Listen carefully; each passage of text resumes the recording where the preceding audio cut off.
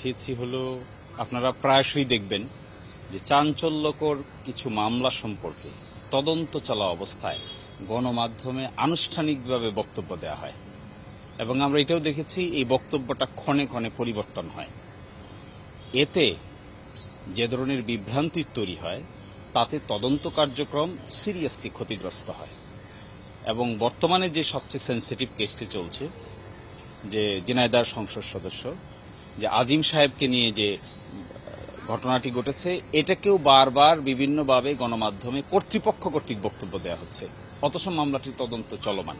এটি আমরা দেখেছি নুসরাত হত্যার সময় হয়েছে, আবরার হত্যার সময় হয়েছে এবং ফেনীর ইকরাম হত্যার সময় হয়েছে। এবং এই ব্যাপারে আমাদের হাইকোর্ট ডিভিশনের সুনির্দিষ্ট একটি রায় আছে, আয়েশা সিদ্দিকা মিন্নি বনাম রাষ্ট্র।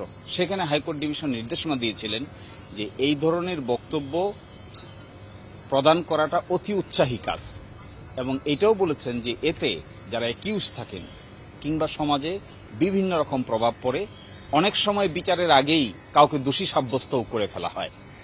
এই জন্য সেই জায়গাতে হাইকোর্ট ডিভিশন বলেছিলেন যে এই সংক্রান্ত অতি দ্রুত একটি নীতিমালা তৈরি করা হোক। স্বরাষ্ট্র মন্ত্রণালয়কে নির্দেশ দিয়েছিলেন, আজ পর্যন্ত এর কোনো নীতিমালাও তৈরি হয়নি। এই জন্য আমরা নোটিশ দিয়েছি যে এই সমস্ত ক্ষেত্রে হাইকোর্ট ডিভিশনের রায়ের কার্যকারিতা ফলো করে যেন এই কাজ করা না হয়, গণমাধ্যমে আনুষ্ঠানিক বক্তৃতা প্রদান করে তদন্ত কার্যক্রম ব্যাহত করা না হয়। এই বিষয়টি যদি তারা না করেন তাহলে আমরা উচ্চ আদালতের শরণাপন্ন হব হাইকোর্ট ডিভিশনের রায় অনুযায়ী। এটাও আমি তুলে আনবো রিট পিটিশনে। আমি সেখানে তদন্ত প্রক্রিয়া নিয়েই প্রশ্ন তুলেছি এবং প্রশ্ন তুলেছি গণমাধ্যমে প্রকাশ করার ব্যাপারে আনুষ্ঠানিকভাবে। বিভিন্ন জন বিভিন্ন কথা লিখতে পারে, সাংবাদিকরা ইনভেস্টিগেটিভ জার্নালিজম করতে পারে, কিন্তু যে বা যারা তদন্ত করছেন এই বিষয়ে জড়িত আছেন তাদের পক্ষ থেকে সময় সময় বক্তব্য আসলে এটি বিভ্রান্তি তৈরি করা ছাড়া আর তদন্ত ক্ষতিগ্রস্ত করা ছাড়া আর কোনো কিছুই রেজাল্ট হবে না এখানে।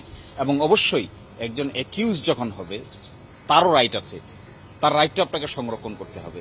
তাকেও দিয়ে আপনি গণমাধ্যমে বক্তব্য দেওয়াতে পারবেন না, তার ফেস আপনি পাবলিকলি প্রকাশ করতে পারবেন না।